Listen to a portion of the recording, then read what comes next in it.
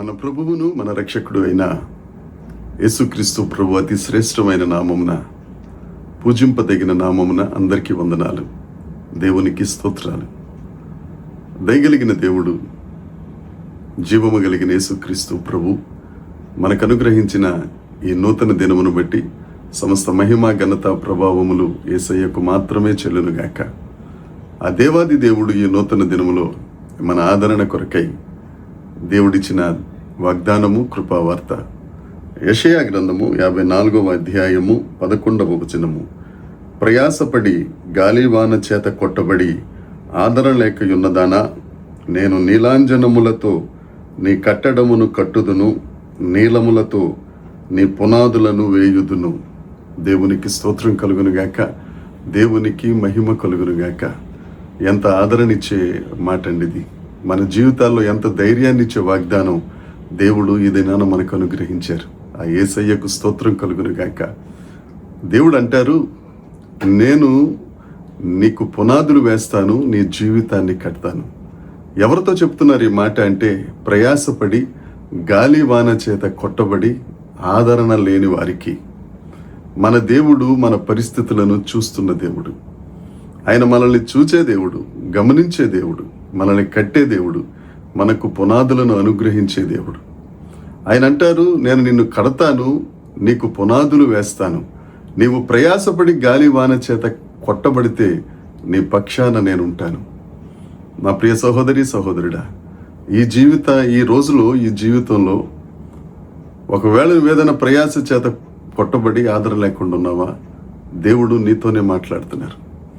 ఎందువల్ల నీకు ప్రయాస వచ్చిందో, ఏ అవిధేయత చేత, ఏ పాపం చేత, నీ సొంత నిర్ణయాల చేత ప్రయాసకు నువ్వు గురయ్యావేమో. ఏదేను తోట అంటే ఆ రమ్యమైన తోటలో దేవుడు ఆదాము గారిని, అవ్వమ్మ గారిని ఉంచి వారికి అక్కడ స్వేచ్ఛనిచ్చి రమ్యమైన స్థలాన్నిచ్చి ఒకే ఒక్క మాట, నా మాట వినండి అని అన్నారంతే.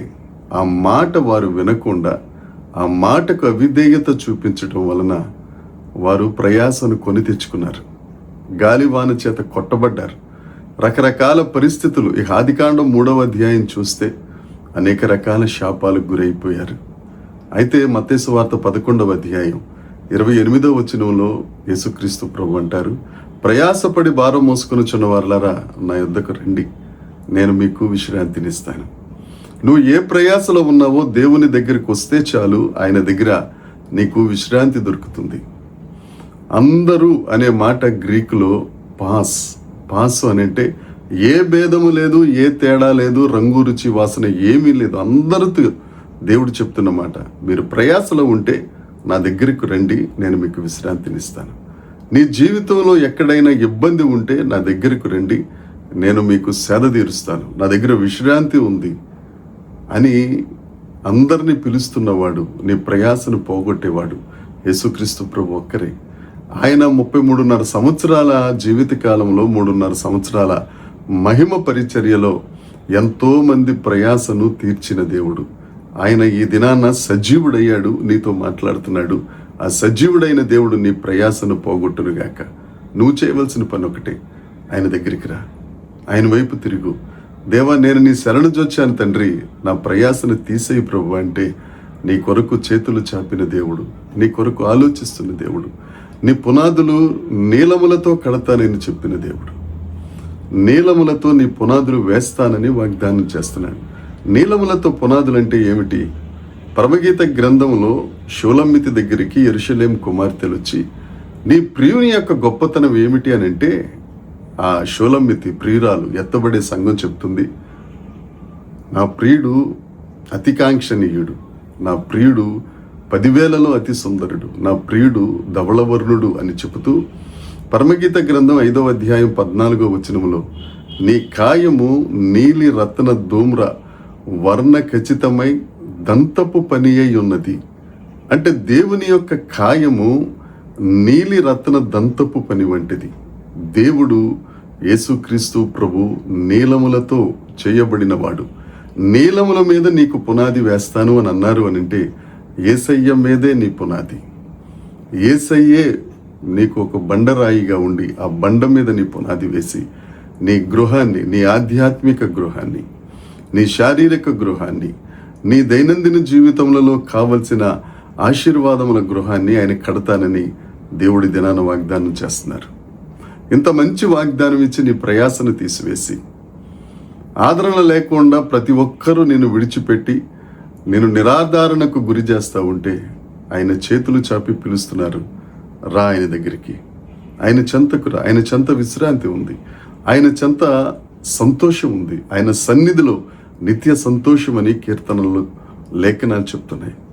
నిత్య సంతోషం ఇచ్చే దేవుని దగ్గరికి, నీ ప్రయాసను పోగొట్టే దేవుని దగ్గరికి, నీకు ఆదరణిచ్చే దేవుని దగ్గరికి, నీలములతో నీకు పునాదులు వేసే యేసుక్రీస్తు ప్రభు దగ్గరికి రా. ఆ దేవుని చేత ధైర్యాన్ని పొందుకో. ఆ దేవుడు నిన్ను దీవిస్తారు, నీ సరిహద్దులు విస్తరింపజేస్తారు, నీ గుడారములో సంతోషం ఉండినట్లుగా కృప దయచేస్తారు. నీ కుటుంబాన్ని ఆశీర్వదించి అనేకులకు ఆశీర్వాదంగా దేవుడు నిన్ను దీవించునుగాక. ఈ వాగ్దానము ప్రతి ఒక్కరి జీవితంలో దేవుడు జరిగించునుగాక. ఆమేన్. ప్రార్థన చేసుకుందాం. పరలోకమందున్న మా తండ్రి, పరిశుద్ధుడా, కృపగలిగిన దేవుడా, నీకు వందనాలు చెల్లిస్తున్నాం, నిన్ను స్తుతిస్తున్నాం. ప్రయాసపడి ఆదరణ లేకుండా అలల చేత కొట్టబడుతున్న వారందరికీ మీరు దినాన్ని ఇచ్చిన పిలుపుని బట్టి, మీరు ఇచ్చిన వాగ్దానాన్ని బట్టి నీకు వందనాలు చెల్లిస్తున్నాం ప్రభువా. దేవ, వారి గృహము కట్టడానికి, వారి జీవితం కట్టడానికి, దేవ నీలములతో పునాదులు వేయటానికి సిద్ధంగా ఉన్న దేవుడా, వీరందరూ నీ వైపు తిరుగుటకు వారిని ఆకర్షించుము. నూతనమైన మనస్సును దయచేసి ప్రభువా, నీ పాదముల చెంత వారు నిలిచి ఉండినట్లు, నీ వలన ఆశీర్వదింపబడినట్లు, అనేకులకు దీవెనకరంగా వారి జీవితాలు ఉండినట్లు కృప దయచేయమని, మహిమ పొందుమని నజరేయుడైన యేసుక్రీస్తు నామమున ప్రార్థించి అడిగి వేడుకొనుచున్నాము తండ్రి. ఆమెన్. దేవుని కృప మనందరికీ తోడై ఉండునుగాక. Amen, amen, amen.